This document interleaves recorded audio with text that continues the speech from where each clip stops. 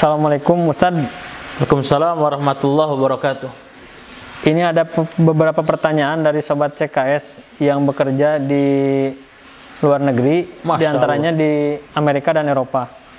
Yang pertama, mereka bertanya apakah mereka bisa dikategorikan sebagai orang-orang yang lagi safar dengan kondisi ada yang sudah punya rumah sendiri, ada yang urunan ngontrak rumah bersama, dan ada yang numpang di rumah yang disediakan oleh bosnya selama kerja. Ya, bismillah, walhamdulillah, wassalatu wassalamu ala rasulillah, wa ala alihi wa sahbihi, wa man ihtada bihadihi ila yaumil qiyamah. Kami ucapkan jazakumullah khairan kepada sahabat-sahabat CKS yang berada di luar negeri yang sudah mengajukan pertanyaan lewat admin CKS. Pertanyaannya tadi bahwasanya dia bekerja di luar negeri, apakah dia dikategorikan sebagai orang yang safar atau tetap dia dikategorikan orang mukim, ya? Ya. Dalam masalah safar, para ulama kurang lebih ada sekitar 10 pendapat terkait dengan masalah safar, lama dan waktunya. Kembali kepada pembahasan yang lebih spesifik, itu ada 4 pendapat. Pendapat pertama bahwasanya safar itu dikategorikan jika sudah 4 hari. Berarti setelahnya ini sudah safar, tidak lagi dikategorikan safar tapi mukim. Ini ada pendapat yang terkenal dari ulama Malikiyah dan ulama Syafi'iyah. Yang kedua adalah dari ulama Hanafiyah yang mengatakan bahwasanya maksimal safarnya itu 15 hari. 15 hari. Ya, 15 hari. Jika telah lewat dari 15 hari ini, maka dia dikategorikan mukim. Yang ketiga, bahwasanya maksimal dari melaksanakan safar itu sebagaimana Rasulullah SAW, yaitu ketika berangkat ke Mekah, tinggal di Mekah selama 19 hari, juga di perang Tabuk 20 hari. Ya, itu adalah batas maksimal. Jika lewat dari 20 hari berarti dia dikategorikan mukim. Adapun pendapat yang keempat berpendapat bahwasanya selama selama dia safar, ya, dan belum selesai melaksanakan tugasnya, kalau bagi para pekerja tadi yang saudara kita CKS di Amerika, maka itu dia dikategorikan masih musafir. Sampai pendapat mengerucut dari 10 pendapat dari para ulama. Tetapi dari pembahasan para ulama melihat sisi bagaimana fikih dalam masalah ini, contohnya misalnya salah satu ulama dari Kuwait, Dr. Uthman Al-Khumayyiz hafizahullah ta'ala, beliau ketika ditanya apa hukum orang-orang yang kerja di kedutaan luar negeri dari negara Kuwait, misalnya di Mesir atau sekitarnya, apakah dia dikategorikan safar atau mukim? Maka beliau berpendapat bahwa orang yang seperti ini dengan kerja waktunya telah ditentukan di suatu tempat, suatu negara, maka itu dikategorikan seperti orang yang mukim. Orang yang tadi kerja seperti itu, maka dia dikategorikan sebagai orang yang mukim di sana, di Amerika ataupun di Eropa.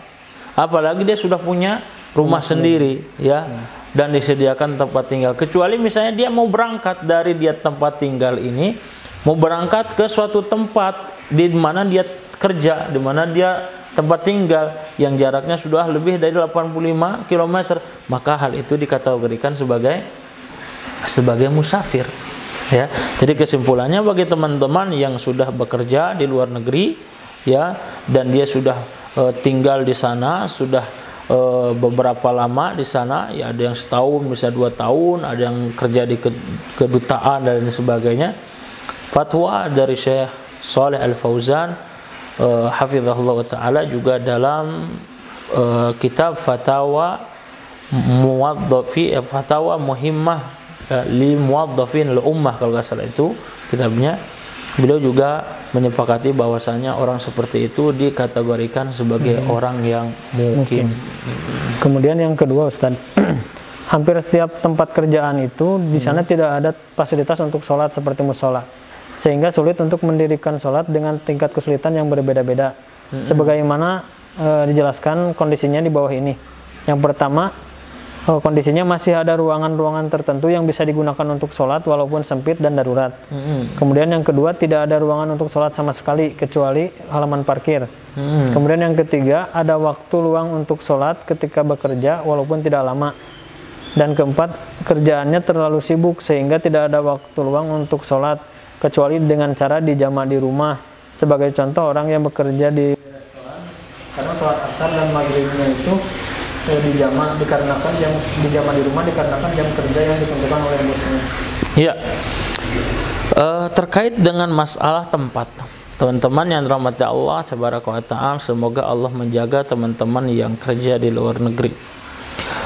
Rasulullah Shallallahu Alaihi Wasallam menyampaikan di antara keistimewaan yang dia dapatkan dibandingkan dengan nabi-nabi sebelumnya, yaitu waju'ilat liyal arda masajid tahura, telah dijadikan untukku bumi, hamparan bumi ini sebagai masjid dan tempatnya suci. Artinya teman-teman yang rahmati Allah Tabaraka wa Ta'ala, mau kerjanya itu di restoran ataupun di perkantoran, selama itu bukan WC, bukan kuburan, ya, bukan kandang unta, ya, maka itu diperbolehkan. Di halaman restoran, ya, di dapur, ya, di belakang restoran, dengan menghamparkan sejadah ataupun tidak, maka itu bumi sudah menjadi masjid dan bumi itu suci.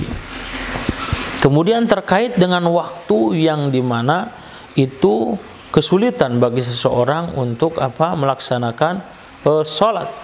Dalam masalah ini, masalah jama', ini khusus masalah jama'. Dalam masalah jama', para ulama mengatakan di antara hal yang membolehkan itu adalah hajah aridah, karena ada kebutuhan yang penting, karena kebutuhan yang urgen. Misalnya antum menikah, pas datang tamu zuhur sampai asar itu rame, boleh itu dijama, ya, karena tidak sering. Hajah aridah, ya, paling maksimal kan 4 kali, ya, beda dengan terus menerus, ya. Maka ini hendaknya kita berusaha untuk melaksanakan sholat tepat waktu.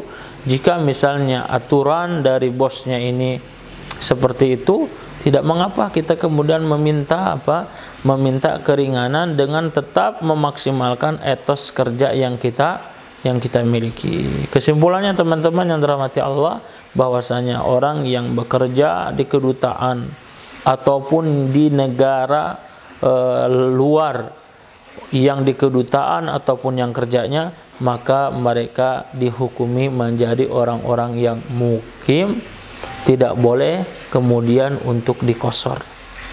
Adapun jika dia pergi ke satu tempat yang sudah ada ketentuan jaraknya, maka hal itu diperbolehkan, ya. Adapun tempat yang bisa digunakan, ya, selama bukan kuburan, bukan WC, bukan kandang dari kandang unta, maka hal itu diperbolehkan untuk sholat di mana saja. Terakhir, jika bagaimana saya ini kerja di Indonesia 4 hari, kemudian saya misalnya di Amerika 3 hari, bagaimana kondisi safar saya? Apakah saya safar atau tidak? Maka kata para ulama, orang seperti ini seperti yang difatwakan oleh Profesor Dr. Khalid Al-Musli, bahwa dia dikategorikan bermukim di 2 negara. Dengan demikian maka dia tidak boleh untuk mengkosornya. Wallahu ta'ala alam, walhamdulillahi rabbil alamin. Assalamualaikum warahmatullahi wabarakatuh.